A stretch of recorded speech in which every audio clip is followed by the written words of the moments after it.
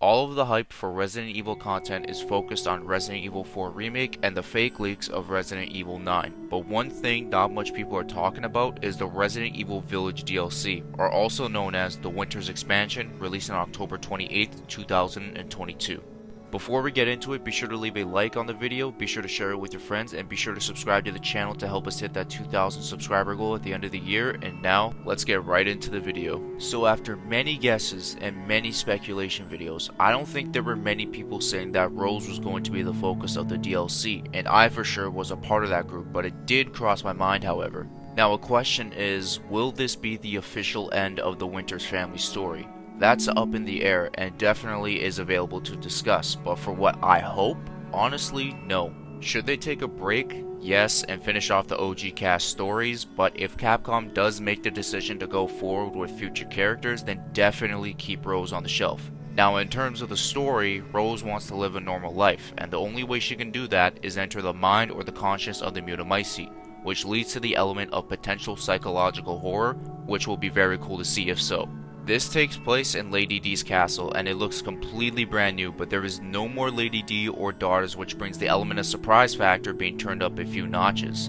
The Duke is now a bad guy in this DLC, and it's really weird because I don't know if it's actually him or if it's something completely different, because the village was destroyed after the events of RE8 after Ethan sacrificed himself. So I'm really curious if it's actually him or if it's just the conscience of the Mutamycete testing Rose, but we will have to wait and see. Now I want to get into the two biggest mysteries of this entire DLC. The first thing is the mysterious writing on the wall. This person, or whatever is helping Rose, is known as Michael. For some reason this brings so much questions and it got a lot of people wondering who this person really is. As of right now, we don't know, but I do have one guess and it's going to be so hard to back it up since it doesn't really make sense. But I believe this person is Ethan. Now again, Ethan is dead, but remember, this is inside the consciousness of the Mutamycete, so Ethan is a possibility to help Rose, and it would be such a heartwarming thing to find out about. Outside of Ethan, I really don't know. It would probably have to be just a wild guess. The last thing, which in my opinion is the one thing that has me extremely interested in this DLC, is this doppelganger figure of Rose. This is giving so many vibes of Good Natalia and Dark Natalia from Revelations 2. This could be an insane callback to that, and I find that really cool. One of my boys and fellow Resident Evil content creator, MMDVG, mentioned this to me one time and said, that person could be Eva.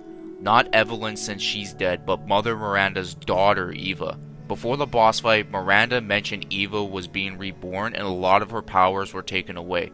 We mentioned that Rose could potentially have a dark side to her since this is the successor to Evelyn, and I actually now believe this dark version of Rose is Eva. In all honesty, I can't wait for this DLC, and especially it's on my mom's birthday as well when it releases, so that's another cool thing about it. Now, the post-credits scene is a little interesting because she was going to be assassinated by a few agents, and I'm wondering how she was able to survive or fight and escape.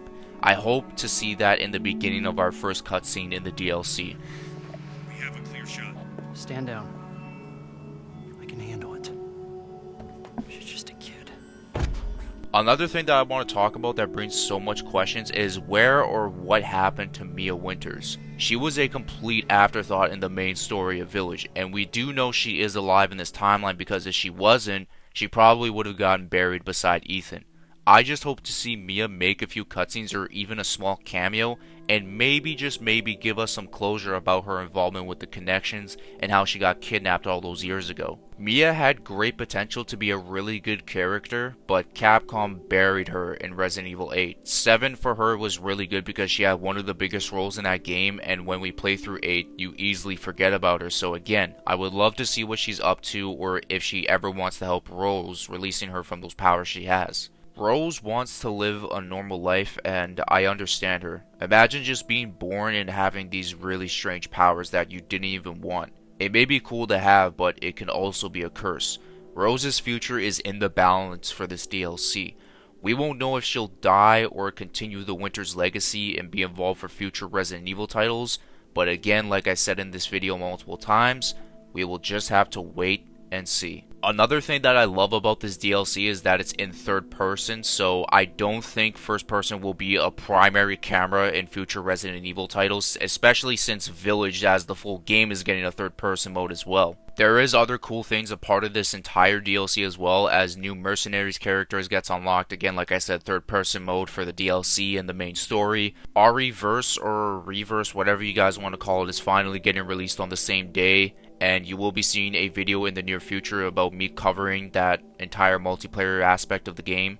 I don't know when the release of that video is going to be, but it definitely will for sure be released before October 28th. But yeah guys, that is the end of today's video. If you ended up enjoying it, be sure to leave a like, comment, and subscribe to the channel if you are new, and to help us hit that 2,000 subscriber goal by the end of the year.